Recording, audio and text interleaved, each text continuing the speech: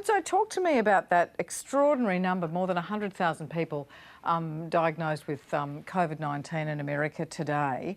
And I wonder whether or not the response of people, when you look at Republicans and their views on the coronavirus, those who voted for Biden, when asked, do you think COVID's under control or completely under control, 7% of people who voted for Biden said that was true.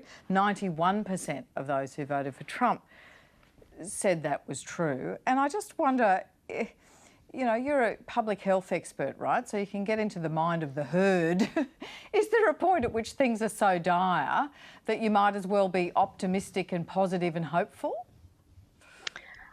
A few things to say about the way that things have been perceived, certainly by the American public, and it's shown out in their voting preferences, is that the issue about whether or not COVID is relevant to voters has really gone along partisan lines.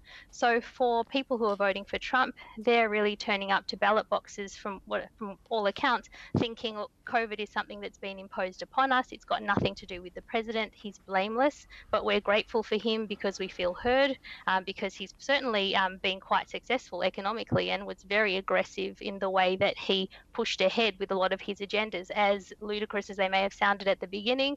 And if you look at the certainly economic performance last year, people are turning up to the ballot thinking economically, I'm better off. I've had a personal income tax cut. There were significant corporate tax cuts as well.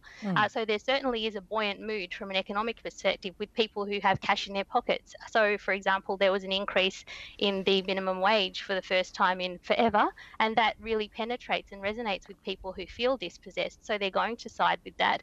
But then on the other side, you have people who were looking for a return to the America of old, the sort of Biden approach of being very fatherly and conciliatory, and they're turning up thinking with a very health lens. So it's completely a battle of perspective and how people are reckoning with the current mood and the emotions, and their experience of the last few years is completely coloured by how they're voting and their expectations of what leadership should look like. But just to answer that public health question, because that's the thing I think confounds Australians, right? We've got double donuts today, 0 deaths, 0 infections, and they've got 108,000.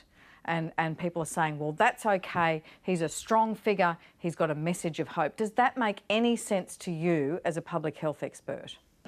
It does, in the sense that people will often sort of have a self-fulfilling loop in terms of what are my expectations of what I can get from a particular leader.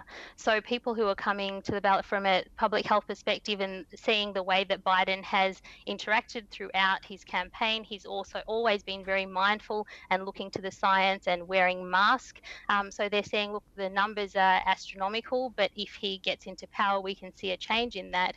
But people who are coming at it from the Trump perspective are seeing a leader who's survived COVID. So that's really played in his favour. So they're also viewing what they want to see. So everybody looking at this situation from their own internalised perspective in the frame of a really profound echo chamber as well. So people are not necessarily seeing logically. They're not turning up seeing the whole picture and saying that, look, America was the first country in the world to record more than 100,000 cases in one day, but yet they are still able to maintain this real schism. And a lot of that, I think, has been fed by the fact that people are able to inhabit like profound echo chambers where they really see things in the way that best suits their own internalized logic and narrative. Peter Hartcher,